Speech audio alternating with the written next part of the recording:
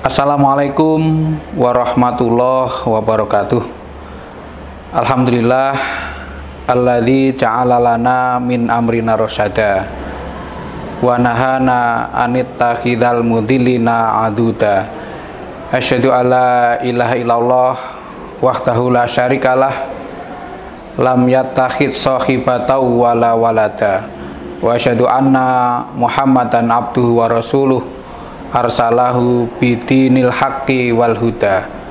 Sallallahu ala Muhammadin nabiyil mustafa wa ala alihi wa ashabihi wa manittaba'al huda.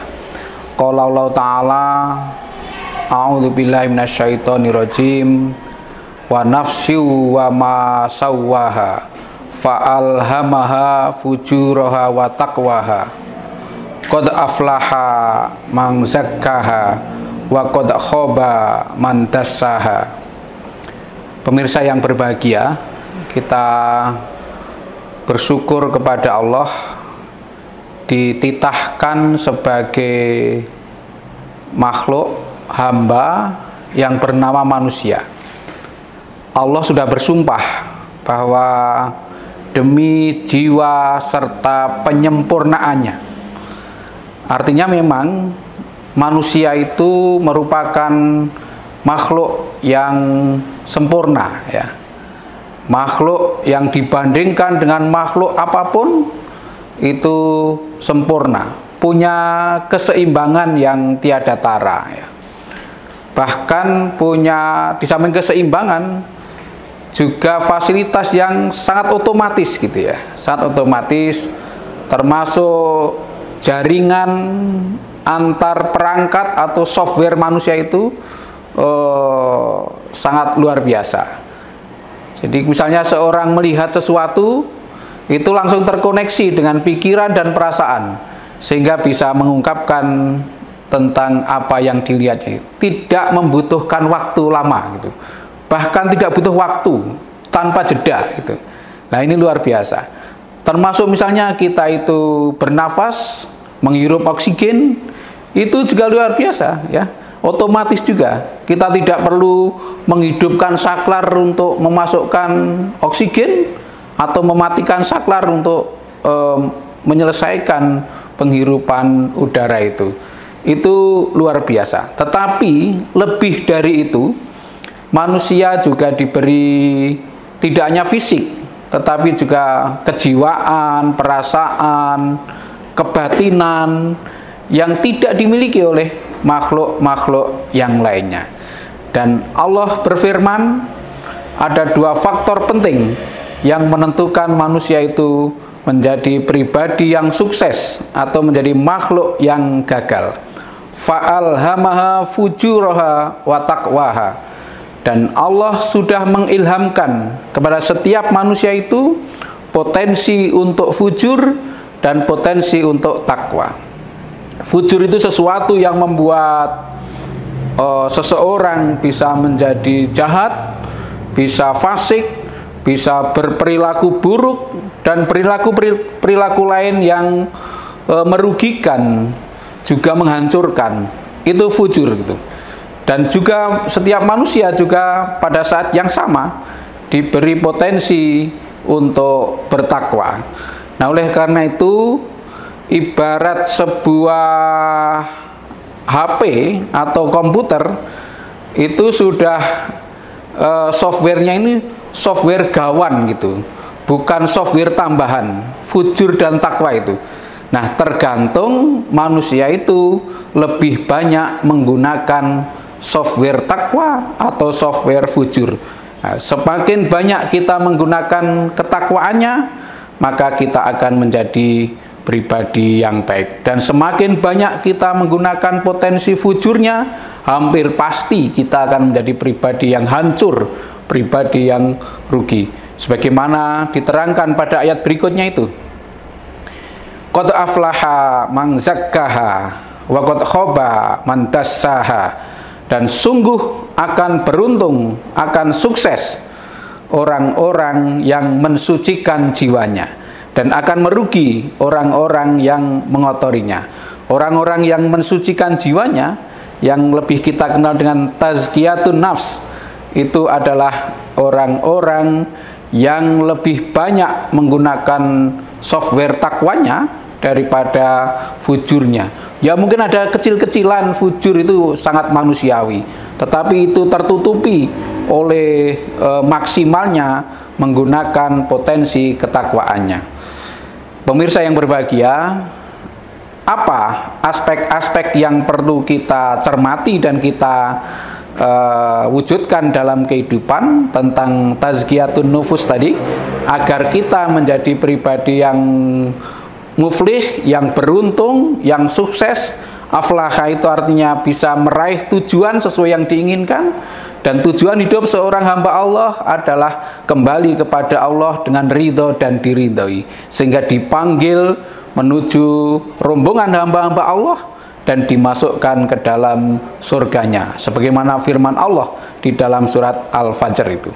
Pemirsa yang berbahagia, setidaknya ada 3 hal yang terkait dengan tazkiyatun nafs tadi. Yang pertama adalah tazkiyatud din, mensucikan agama kita. Yang kedua, tazkiyatul amal dan akhlak, itu artinya mensucikan amal kita. Kemudian yang ketiga adalah tazkiyatul mal. Nah, kalau yang kedua tadi tazkiyatul amal, yang ketiga ini tazkiyatul mal. Nah, tazkiyatud din itu mensucikan agama kita. Itu artinya kita menjalani agama Islam ini betul-betul tulus, sesuai dengan yang dituntunkan oleh Allah SWT dan dicontohkan oleh Rasulullah SAW, sebagaimana pesan Allah di dalam surat Al-Bayyinah, ya, ayat 5. Wa ma umiru illa liya'budullaha mukhlishina lahuddina hunafa, gitu. Dan kamu tidaklah diperintah kecuali untuk memurnikan agama, memurnikan ketaatan kepada Allah dalam agama yang suci, dalam agama yang sesuai dengan fitrah kita itu. Jadi ini, maka kita tidak boleh dalam beragama itu hanya berpedoman pada keinginan kita tanpa ada tuntunan yang bisa dipertanggungjawabkan. Yang sering orang itu melebih-lebihkan beragama, ibadah itu dalam rangka ingin meraih pahala yang banyak atau kurang puas dengan apa yang ada. Nah, sehingga mereka itu terus menambah-nambah acara-acara di dalam agama. Nah, tentu ini tidak termasuk yang seharusnya dilakukan dalam rangka tazkiyatuddin atau mensucikan agama kita, atau beragama dengan cara yang lurus, dengan cara yang benar, tanpa ada penambahan dan pengurangan yang memang tidak diizinkan.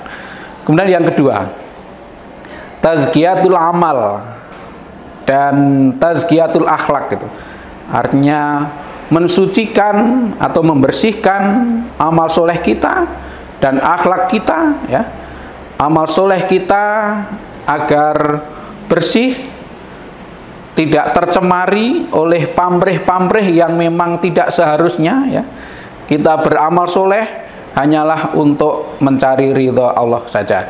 Nah, tazkiyatul amal itu kata kuncinya 2. Amal soleh yang kita lakukan harus dilandaskan pada 2 hal. Yang pertama, tulus motivasinya. Yang kedua, benar tata caranya.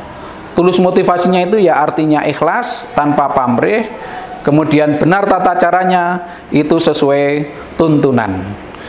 Kemudian yang ketiga adalah tazkiyatul mal, mensucikan harta kita. Nah, cara mensucikan harta kita sudah diberikan tuntunan di dalam Al-Quran dan Sunnah Nabi. Bagi yang hartanya sudah mencapai nisab, dia harus membayarkan zakatnya, sekurang-kurangnya 2,5%, ya. Dan membayarkan zakat itu diserahkan kepada lembaga, dan persyarikatan sudah punya lazismu. Jadi lazismu untuk memudahkan umat Islam di dalam menunaikan kewajiban terkait dengan hartanya. Bagi yang belum mencapai nisab, tentu mensucikan hartanya bisa dengan infak, dengan sedekah, dan yang lain-lain menurut kemampuan masing-masing. Pemirsa yang berbahagia, mensucikan harta dengan berderma menurut berbagai cara tadi itu hati-hati juga supaya tidak kehilangan nilai dalam kita berderma itu. Ada dua hal yang perlu diingat. Yang pertama, tidak boleh riak atau pamer. Yang kedua, tidak boleh menyakiti hati si penerima. Nah, menyerahkan kedermawanan kita, infak, sedekah, zakat itu kepada lazismu, itu insya Allah menyelamatkan siapapun dari potensi riak dan menyakiti hati si penerima. Nah, ini dua hal yang harus kita waspadai. Dan Muhammadiyah itu betul-betul mendirikan lazismu untuk memudahkan, memfasilitasi, dan menjaga ketulusan dan kelurusan kita dalam mensucikan harta kita lewat zakat, infak, sedekah, dan yang lainnya. Demikian yang saya sampaikan, mudah-mudahan bermanfaat bagi kita sekalian. Assalamualaikum warahmatullahi wabarakatuh.